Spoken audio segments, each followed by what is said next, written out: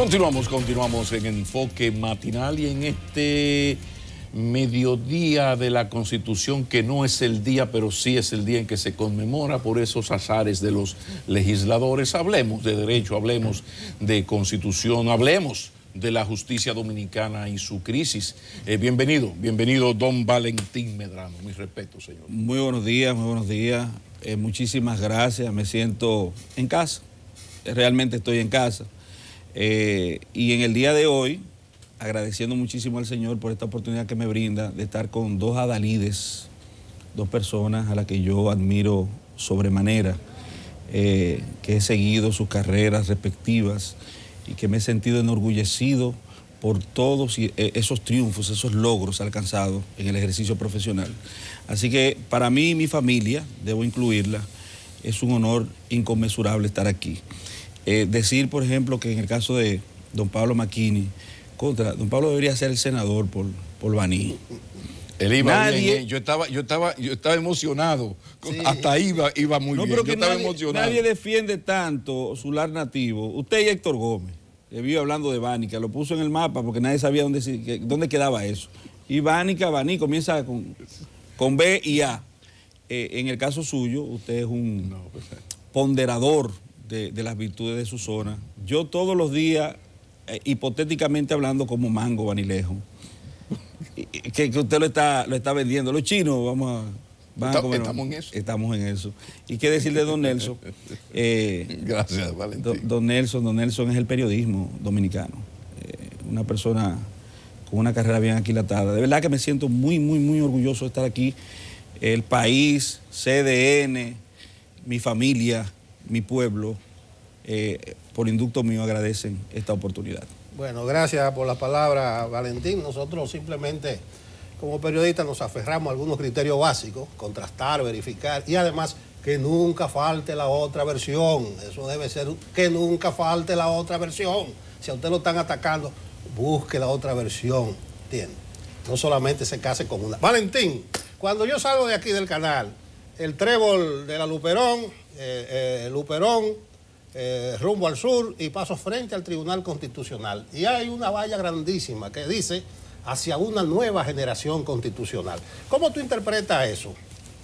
Bueno, primero quiero decirle que nunca falte la otra versión.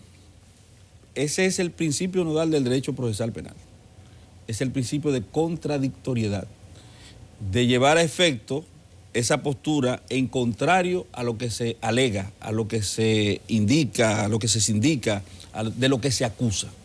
Es el derecho primordial. Eso está sentado sobre una base pétrea, por así decirlo, en la Constitución norteamericana. Creo que es la enmienda número 14, the right to meet the witnesses against him face to face. El derecho a contrarrestar, a contrariar al testigo que se presenta en tu contra cara a cara. En el caso, por ejemplo, del Tribunal Constitucional y su anuncio de hacia una nueva generación de constitucionalistas, vamos a decirlo así. Bueno, porque el derecho constitucional está de moda. Aquí en la República Dominicana actualmente debe haber aproximadamente, 20 maestrías por año en derecho constitucional, y están atiborradas, están abarrotadas. El interés por el derecho constitucional ha crecido, porque el derecho constitucional no es un derecho para los abogados. El derecho constitucional implica, y la Constitución en sí, es un documento, es una norma en términos sustantivos, la más importante de todas para los normativistas, es la regla fundamental, la ley de leyes, la máxima expresión de la jurisdiccionalidad, vamos a decirlo así. Pero no es una ley para los abogados. Contiene prácticamente todo. Permea prácticamente a todos. Y es más política que jurídica. Ahora, la parte sustantiva, por así decirlo, de la Constitución de la República, en el caso específico de la nuestra, tiene que ver, la parte dogmática, tiene que ver con las cláusulas de la Constitución de la República que son irreformables. lo que se puede considerar como las cláusulas pétreas de piedra. Porque hay zonas constitucionales, por así decirlo, ítems de la Constitución que pueden ser fácilmente, sin ningún tipo de problema, modificables. La Constitución establece, por ejemplo, desde el punto de vista de su modificabilidad, la forma en que se puede hacer y hasta dónde puede llegar. La condición de República Dominicana, que es una república, eso es inmodificable. La forma de gobierno, eso es modificable. La separación de los poderes, eso es inmodificable. Pero la parte más importante de la dogmática constitucional se inserta en lo que tiene que ver con los derechos fundamentales, que está en la cartilla, en un catálogo de derechos fundamentales, porque nosotros, a diferencia de muchas constituciones del mundo, tenemos un catálogo específico para los derechos fundamentales que comienza en el artículo 37 de la Constitución de la República y termina en el 74. Esos son los derechos fundamentales. ¿Pueden ser precarizados los derechos fundamentales? No, la Constitución de la República misma establece que son progresivos incluso, no son limitativos, no son solamente los que se encuentran ahí. Pueden ser considerados como derechos fundamentales otros derechos nacidos, surgidos a raíz de este desarrollo del constitucionalismo a nivel nacional y mundial. Los derechos humanos, que ustedes son también, y excúsenme que use de forma reiterada el término, adalides en ese sentido, de ser pro derechos humanos, pro hombres en ese sentido, de ser esa especie de muro de contención desde los medios de comunicación para evitar los desmanes que se pueden producir por el ejercicio desmedido del poder, y ustedes han sido justamente en su labor un muro de contención para que eso no se produzca. Y esos derechos humanos están contenidos, están consagrados, están vertidos en la Constitución de la República de forma indeleble, pero también, como establecíamos anteriormente, y siendo reiterativo con el término, tal vez eso ayude, ¿verdad? Porque creo que la repetición es la forma de aprendizaje, claro, de forma pétrea, escrito ahí en la Constitución de forma inmodificable. No se toca, eso no se toca. No pasa así con un tema que a usted le gusta mucho, el artículo 22 de la Constitución de la República, que establece el derecho a elegir y ser elegido. Fíjese que, no sé si adrede, el legislador constituyente dejó fuera del catálogo de derechos fundamentales el derecho a elegir y ser elegido, que eso es una discusión, porque para muchos todo lo que hay en la Constitución es derecho fundamental. Para algunos eso es así. La misma Constitución no lo establece como tal, porque la Constitución, vuelvo y reitero, establece en un epígrafe específico, a partir de aquí, derechos fundamentales, y lo termina con una cláusula de cierre en el 74. Desde el 37 al 74 son los derechos fundamentales.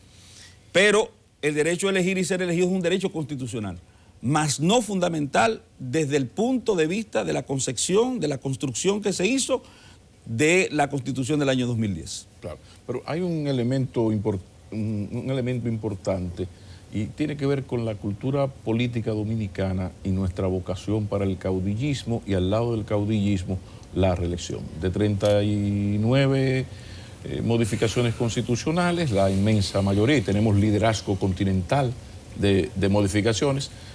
Debo interrumpir porque tenemos a Catherine Hernández desde la cena que el presidente Medina ofrece a los empresarios chinos y dominicanos. Estamos hablando con Valentín Medrano en una feria de ideas sobre la cultura política. Yo le preguntaba, esa cultura política dominicana tan enfermita de caudillismo que lleva a esa cultura de la reelección. ¿Cómo explicar, Valentín Medrano, doctor Valentín Medrano, esa vocación del dominicano hacia el caudillismo, y que está plasmado y demostrado esto en lo que se llama la reelección o la modificación constitucional para reelegir presidentes, que es la razón primera por la cual se han modificado las constituciones o la constitución en Dominicana? ¿De dónde nos viene eso, profesor? Bueno, yo creo que es un mal latinoamericano, en términos generales. No siempre, y yo no estoy rampantemente en contra ni de modificaciones ni de repostulaciones, debo decirlo así, porque no siempre es malo. No siempre es malo. Pero sí, ciertamente, Latinoamérica ha tenido, y la República Dominicana se saca los mejores premios en ese sentido, porque, por ejemplo, en Perú tienen 12 modificaciones constitucionales y ellos se quejan. Dicen, hemos tenido demasiadas modificaciones. Nosotros hemos tenido 39 que casi siempre han respondido al interés de momento. Básicamente tienen que ver con conflictos internos que tenemos en la República Dominicana. Ustedes recuerdan la del 1994, que fue una constitución que se modificó, que hizo muchísimos aportes, porque a partir de ahí surge la forma de elección de los jueces a través de una cultura diferenciada, se crea la escuela de la judicatura. O sea, hubo una serie de modificaciones que se hicieron tendente a la consecución de un estadio situacional en que no se pudiera permear la voluntad popular. Todo el mundo recuerda cuál fue la situación del doctor José Francisco Peña Gómez en las elecciones. Se trocó por primera vez, se cortó, se taló el periodo constitucional de ejercicio de gobierno a 2 años del presidente Balaguer, que duró del 94 al 96. Yo creo honestamente que nosotros desde el punto de vista institucional merecemos y necesitamos crecer más. Pero perdóname la interrupción, porque hablas de la crisis del 94, la modificación constitucional del 94 tiene una justificación y una explicación que ha hecho el aporte. Yo me estoy refiriendo a unos cambios constitucionales donde el argumento es solo uno. Mi candidato mejor es el presidente de la República. Y como es el presidente de la República y la Constitución lo prohíbe, yo, PLD o PRD en su momento, o PRM cuando llegue, necesito modificar la Constitución. Son cosas muy diferentes. Una gran crisis nacional que provoque ciertas modificaciones a la Constitución. Ahora, en la cultura política dominicana perversa, terrible, es que hay modificaciones cuyo argumento central es que yo quiero que vaya el presidente, incluso argumentos tan flojos como es que él es muy buen presidente, hizo un muy buen gobierno, y si lo sigue haciendo bien, lo vamos a dejar de dictador ilustrado. Entonces, esa cultura, ¿por qué el dominicano es tan insistente en esto? Bueno, eso es una pregunta no jurídica, sino sociológica. Habría que hacer un estudio enraizado en lo que tiene que ver con el derrotero histórico del dominicano, de dónde venimos, cómo nos desarrollamos, hasta qué comemos para saber por qué actuamos de una forma determinada. En el caso, por ejemplo, de la República Dominicana, nosotros hemos tenido historias tradicionales de caudillismo. Tenemos Pedro Santana, Buenaventura Báez, Lilis, Trujillo. La República Dominicana ha sobrevivido, por así decirlo, a ese tipo de actitud, a esa asunción de postura con respecto a eternizar en el poder, a procurar eternizar en el poder a una persona por diferentes factores, diferentes razones. Desde el punto de vista estrictamente político, porque usted tiene que ver eso, asumirlo en función de ciertas aristas diferenciadas y estudiarla de forma separada. Decirlo, por ejemplo, el capital político más importante que nosotros tenemos en el partido tal, X, es fulano de tal. Pero ¿qué pasa? Que fulano de tal tiene una prohibición constitucional. Supongamos que sea así. ¿Cuál es, desde el punto de vista político, desde el punto de vista partidario, desde el punto de vista de esa organización, la procura? ¿Para qué existen los partidos políticos? ¿Qué buscan los partidos políticos? ¿Cuál es el objetivo principal del partido político? Es la asunción del poder. El partido político busca asumir el poder y desde el poder producir los cambios y transformaciones y posturas desde el punto de vista administrativo de la administración pública, políticas públicas que puedan de alguna forma permear positivamente a una nación. Porque uno presupone en el partido político, como pasa con los ciudadanos, usted dice, en el caso del ciudadano, la buena fe se presume, la mala fe hay que probarla. En el caso de los partidos políticos, usted intuye y procura y pretende y quiere que tengan desde el punto de vista de su conformación, de su cosión interna, de su ideología, la procura de mejorar, con políticas públicas, mejorar las condiciones de vida de una nación. Al ciudadano. Pero el partido, como ente, como ser orgánico, la procura es llegar al poder, asumir el poder. Desde el poder, ¿cuáles son las opciones que tiene el partido político? Bueno, procurar decir, mira, el mejor candidato que nosotros tenemos es Pablo Macchini en Baní. Y es presidente, lo vamos a reelegir. ¿Quién? Íbamos a modificar la Constitución porque Eh, McKinney salió buen presidente. Recuerda a Obama con el demócrata ahora frente a Trump, que dijo, si yo pudiera ir... Le ganara a Trump. Ahora, yo soy un demócrata. Claro, y la claro, Constitución prohíbe. Eso es una democracia. Desde Estados Unidos, ese es un discurso, Y no fue. es una postura, es un discurso, es una postura. Estados Unidos tiene la tradición constitucional más férrea, más fuerte. Nosotros nos comparamos mucho con Estados Unidos. Y nos comparamos para lo bueno a veces, pero mayormente para lo malo. Déjame interrumpirte, Valentín, Sí. precisamente, y vuelvo a mi pregunta inicial de la necesidad de creación de una nueva generación constitucional. Mañana hay elecciones en Estados Unidos de medio término, de medio tiempo digo yo, porque de medio término que se usa me remite a un corte de carne, de medio tiempo. Y si una cosa que caracteriza a esa sociedad, la de Estados Unidos, es precisamente el respeto a la Constitución y a las leyes. Usted puede ponerle todo cualquier pero en el centro de la Constitución está no solamente su respeto, sino el ciudadano. Entonces, por eso yo le doy importancia a que creamos esa nueva generación. Desde chiquito, me gustó mucho que el Tribunal Constitucional, junto con el Ministerio de Educación, imprimieron la Constitución infantil y además, en el currículo para el año escolar venidero está la Constitución como materia. No sé qué opinión tienes tú, si es posible o si tú le ves probabilidades a que nosotros vayamos, nos esforcemos para crear esa nueva generación que tiene mucho que ver con el respeto a las leyes. Hablábamos aquí fuera de cámara de Montesquieu y aquello de que el espíritu de las leyes. El espíritu de la ley. El respeto a la ley debe ser como la muerte, que no exceptúa a nadie. Entonces yo creo que está muy bien toda esa trapisonda y todos esos accidentes históricos, pero debiéramos esforzarlo un poquito más para que las nuevas generaciones vayan subiendo, amando a su Constitución, amando a la Carta Sustantiva, la Carta Magna, como se dice. Sí. Mire, yo quisiera fundir, porque yo creo que todavía don Pablo McKinney, que vuelvo a reiterar, una admiración inconmensurable y hasta presión tengo de estar aquí con estos dos pilares de la comunicación. No creo que haya quedado lo suficientemente a gusto con la respuesta y quiero tratar de fundir la parte de inquietud que tiene don Pablo con esta pregunta que don Nelson nos hace.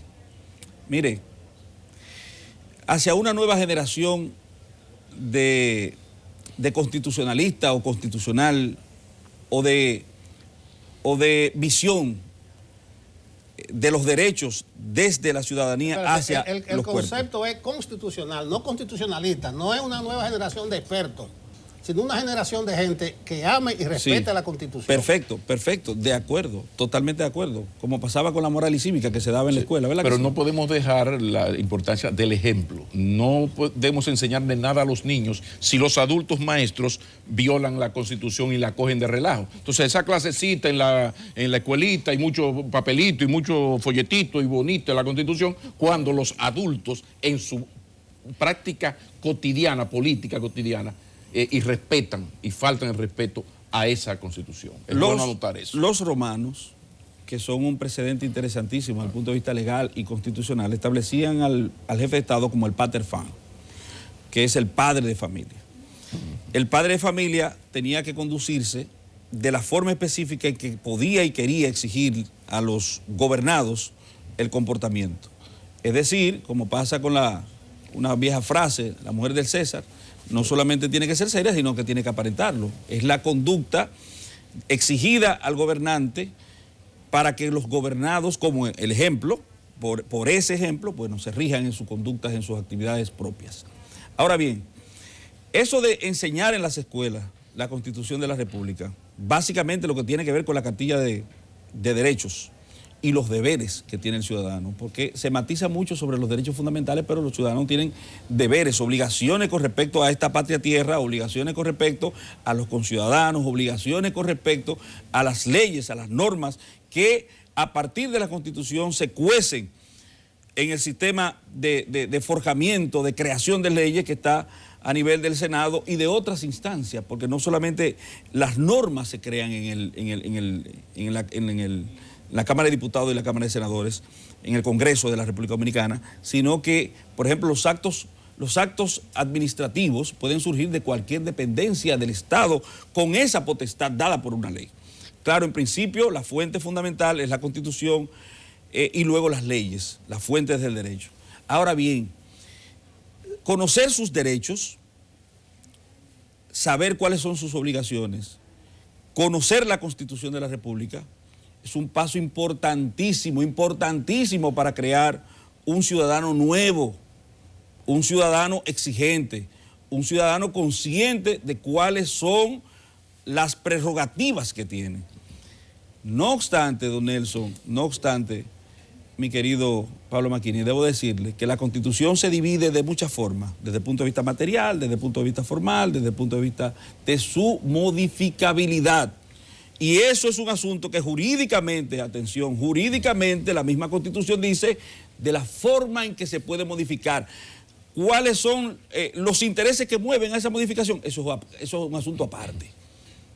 Eso es un asunto aparte. Puede ser moral, éticamente incorrecto, ¿me entiende? Pero la Constitución de la República le dice qué se puede y qué no se puede modificar y de qué forma se puede hacer. Muchísimas gracias, Valentín Medrano. Yo lamento mucho, don Pablo, sí, que todavía sigo creyendo que el tiempo fue insuficiente para dar respuesta a muchas de sus inquietudes, pero hagamos una... Quedan muchísimas... Esto tendrá una segunda parte. Una peña que es mi segundo apellido. Pero en el aire. Vamos a hacer una peña, pero en el aire, porque se quedan preguntas tan importantes como qué hacer para recuperar a la credibilidad, para que pueda la justicia dominicana recuperar la credibilidad tan perdida. Eso es un tema duro. Eso es fuerte. Tema de nuestra próxima entrevista. Muchísimas gracias. Lo quiero mucho.